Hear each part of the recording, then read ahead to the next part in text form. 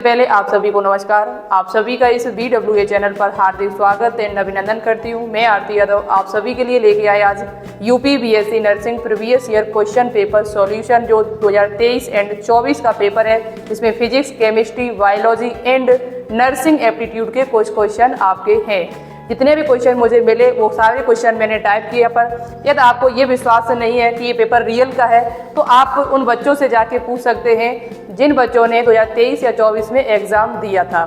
ठीक है, आज यहाँ पर हम आपको बताने के आए हैं। तो सबसे इम्पोर्टेंट ये है कि यहाँ पर आपको पता चलेगा कि किस चैप्टर से क्वेश्चंस पूछे जाते हैं। वही चैप्टर आपको थोड़ा ध्यान में रखें और रिवाइज करना है कि भाई आपका एग्ज़ाम जो है वो काफ़ी करीब आता जा रहा है। एग्ज़ाम कब होगा, एडमिट कार्ड कब आएगा, इस पर भी हम चर्चा करेंगे। लास्ट में आपको बताएंगे कि आपका कब एग्ज़ाम होगा और एडमिट कार्ड आपको कहाँ से डाउनलोड करना है, कब एडमिट कार्ड आपका आएगा। तो चलिए फिर शुरू करते हैं अपनी इस प्यारी सी क्लास को। यहाँ लिखा है Atal Bihari Vajpayee medical university CNET। आप सभी को पता है अटल बिहारी वाजपेयी मेडिकल यूनिवर्सिटी के द्वारा ये एंट्रेंस एग्जाम आपका कराया जा रहा है CNET के नाम से, जो यूपी के गवर्नमेंट एंड प्राइवेट सभी कॉलेज के लिए। Previous year paper solution physics, chemistry, biology and nursing aptitude के क्वेश्चंस मिलेंगे आपको। यहाँ ऐसा पेपर आएगा और यानी कि किन किन चैप्टर पर आपको ध्यान देना है। चलिए मैं आपको एक बार पेपर पूरा दिखा देते ही। क्वेश्चन मैंने अपने हाथों से टाइप किए हैं। आपको विश्वास नहीं है तो आप उन बच्चों से जाके पूछ सकते हैं जिन्होंने एग्जाम 2023 एंड 24 में दिया है। यहाँ 2023 के भी क्वेश्चन है और 24 के भी क्वेश्चन है आपके। ये पहला क्वेश्चन आपसे यहाँ बायो का है, ये क्वेश्चन सबसे पहले।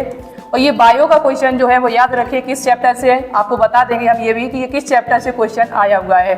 तो ये चैप्टर आप सभी को पता भी है, मैं कई बार इस क्वेश्चन को सॉल्व भी करवा चुकी हूँ। समजाति अंग, होमोलॉगस ऑर्गन, जो आपका क्लास 12th बायोलॉजी का चैप्टर है, विकास चैप्टर। विकास चैप्टर, इवोल्यूशन चैप्टर से क्वेश्चन रखा गया है। समजाति अंग का एग्जाम्पल आपसे पूछा गया। पेपर हम ऐसा नहीं कि यहाँ पर मैं आपको समझाएंगे, आप सिर्फ क्वेश्चन देखिए केवल। जीव के जन्म से लेकर प्राकृतिक मृत्यु तक की अवधि, ये पेपर जो आपका क्वेश्चन है ये चैप्टर नंबर 1 है आपका क्लास 12th बायोलॉजी का, जीवों में जनन, जो आपका NCERT बुक से हटा दिया गया था।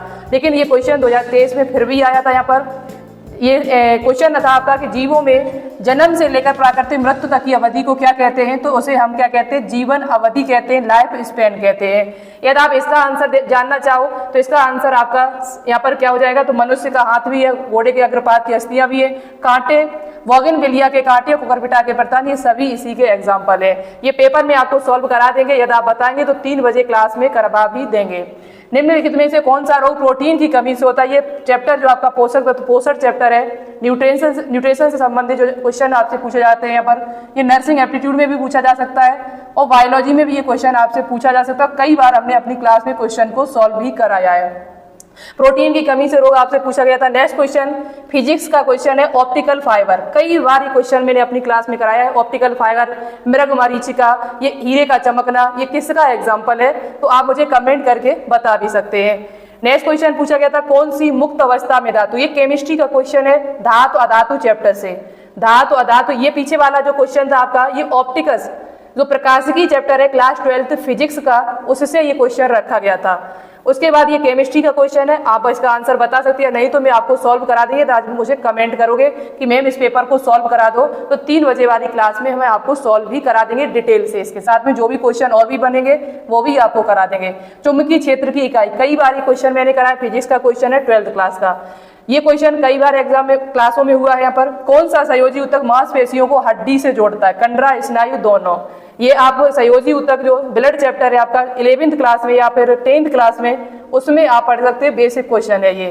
नेक्स्ट क्वेश्चन आपका पूछा गया था, सितार तार किस प्रकार की वाइब्रेशन उत्पन्न करता है। सितार तार जो होता है ये ध्वनि से संबंधित जो चैप्टर है आपके फिजिक्स का क्वेश्चन है ये क्वेश्चन आपसे पूछा गया था 23 में।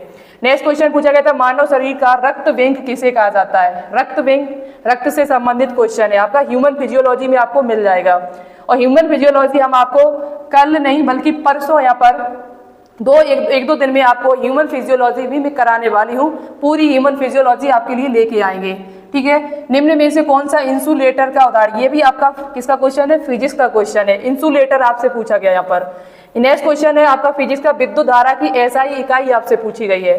नेक्स्ट क्वेश्चन, पारतंत्र यानी इकोसिस्टम जो चैप्टर है आपका, बहुत ही अच्छा चैप्टर इकोलॉजी, जिसे जो क्लास 12th का चैप्टर है बायोलॉजी का। पाचकी तंत्र में बैक्टीरिया और कवक आमतौर पर क्या होते हैं, ये क्वेश्चन आपको कई बार में करवा चुके हैं। ये आपका क्वेश्चन किसका है, तो ये क्वेश्चन आपका किसका है, ये नर्सिंग एप्टीट्यूड का क्वेश्चन है जो क्लास में मैंने कई बार कराया। The lady with the lamp, lady with the lamp के नाम से किसको जाना जाता है, तो फ्लोरेंस नाइटिंगेल को जाना जाता है। फ्लोरेंस नाइटिंगेल का जन्म कब हुआ था, तो 12 मई 1820 को हुआ था, जिन्हें लेडी विद द लैंप के नाम से भी जाना जाता है। नेक्स्ट क्वेश्चन आपका, ये चैप्टर आपका क्लास 12th में भी दिया हुआ है और साथ ही साथ क्लास 10th में भी आपका दिया हुआ है। जो जनन चैप्टर है आपका, उसी में जीवों में जनन में आपको ये क्वेश्चन मिल जाएगा। अनुकूल परिस्थितियों में अमीबा अलैंगिक रूप से प्रजनन किसके द्वारा करता है। नेक्स्ट क्वेश्चन आपसे पूछा जा सकता है कि प्रतिकूल परिस्थितियों में जनन कैसे करता है, ये भी हम आपको बता देंगे क्लास में।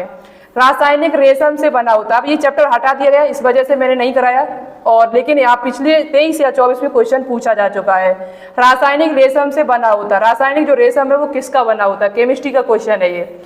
शिशु कंगारू को क्या कहा जाता है, ऐसे भी क्वेश्चन पूछ लिए जाते हैं, आउट ऑफ सिलेबस भी क्वेश्चन पूछे जाते हैं। यहाँ पर एक क्वेश्चन ये दिया था, शिशु कंगारू को क्या कहा जाता है, तो आपका जॉइस कहा जाता है, ये क्वेश्चन 23 में आया था। नेक्स्ट क्वेश्चन विटामिन से पूछा गया था, बसा कौन सी विटामिन बसा में घुलनशील है, कई बार कराया मैंने। कौन सी विटामिन रक्त का थक्का जमाने में सहायक है, ये भी क्वेश्चन कई बार विटामिन से संबंधित है। अल्जाइमर रोग किससे संबंधित है, तो रोग चैप्टर से, मानव स्वास्थ्य एवं रोग चैप्टर आपका क्लास 12th में दिया हुआ है, उसी से क्वेश्चन आपका आया था जो ब्रेन को प्रभावित करता है। नेक्स्ट क्वेश्चन, जीवाणु की खोज किसने की थी, ये भी बताया मैंने कई बार। कौन सा अंग कोलेस्ट्रॉल और स्टेरॉयडल संश्लेषण में मदद करता है, ये सेल बायोलॉजी में आपने पढ़ा है मेरे साथ, कई बार मैंने बताया। स्टेरॉयड हार्मोन जो है वो ER में SER के द्वारा बनाए जाते हैं। नेक्स्ट क्वेश्चन है अनिषेक फलन, कई बार बताया अनिषेक फलन किसे कहते हैं, अनिषेक फलन का एग्जाम्पल कौन सा है इसमें। नेक्स्ट क्वेश्चन है आपका, the all artery carry oxygenated blood except of two carry deoxygenated blood, कौन सी ऐसी आपकी धमनी है जो ऑक्सीजन युक्त रक्त को ले जाती है, लेकिन एक ऐसी भी है जो ऑक्सीजन नहीं ले जाती बल्कि CO2 युक्त होती है, CO2 युक्त उसमें रक्त होता है, तो वो आपकी कौन सी है, ये भी आपको पता होगा।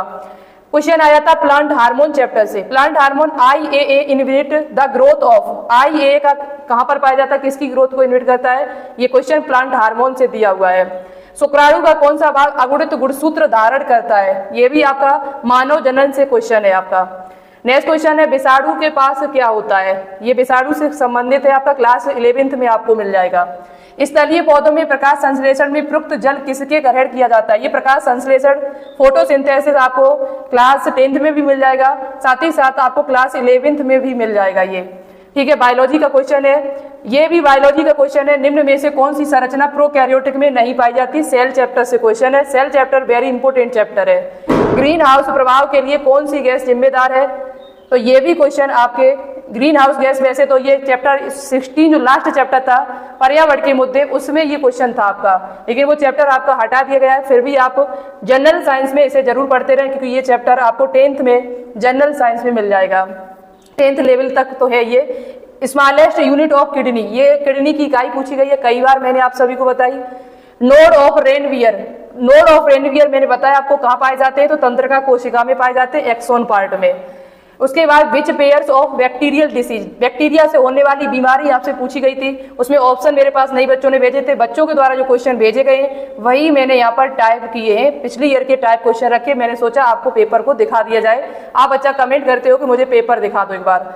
हाउ डज ह्यूमन स्पर्म लोकोमेट, देखो यहाँ पर याद रखें यूपी में पेपर नहीं मिलता है, यूपी में किसी भी वेबसाइट पर आपको पेपर नहीं मिलेगा, किसी भी वेबसाइट पर, ना उसकी ऑफिशियल वेबसाइट पर ना अदर किसी वेबसाइट पर। बच्चों के द्वारा जो क्वेश्चन बताए जाते हैं वही क्वेश्चन मैंने यहाँ पर टाइप किए हैं और वही आपको यूट्यूब पर भी मिलेंगे। क्वेश्चन पेपर आपको नहीं मिलता है यहाँ पर, जैसे RUHS का पेपर मिल जाता है वैसे यहाँ पेपर नहीं मिलता है। ओके, इतनी बात आपके समझ में आई। वेबसाइट पर पेपर नहीं मिलेगा आपको, जो बच्चे क्वेश्चन भेजते हैं मेरे पास वही क्वेश्चन मैंने आपको बता दिया। हाउ डज ह्यूमन स्पर्म लोकोमेट, ये मानव जनन से चैप्टर से क्वेश्चन है। क्वेश्चन आपका आया था BOD से संबंधित है, BOD का फुल फॉर्म पता होना चाहिए, BOD कहाँ घटती है कहाँ बढ़ती है, ये मैंने आपको क्लास में कराया और आगे भी मैं आपको सॉल्व करा देंगे, ठीक है। उसके बाद क्वेश्चन पूछा गया था which of the following tissue is present in the intestinal glands, जो इंटेस्टाइनल ग्लैंड्स होती है उसमें कौन सा टिश्यू प्रेजेंट होता है, ये क्वेश्चन आपका पूछा था। जो में आपका पाचन तंत्र संबंधित चैप्टर है। इमरजेंसी हार्मोन, आपातकालीन हार्मोन किसे कहते हैं, कई बार हमने क्वेश्चन कराया ये।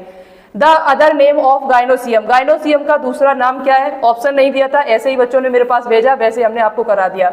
What do you call teeth doctor, ये नर्सिंग एप्टीट्यूड का क्वेश्चन है, दांत के डॉक्टर को क्या कहते हैं, ठीक है, ये आपका क्वेश्चन है। इतना क्वेश्चन मेरे पास बच्चों ने भेजा था जो मैंने आपको बता दिया है।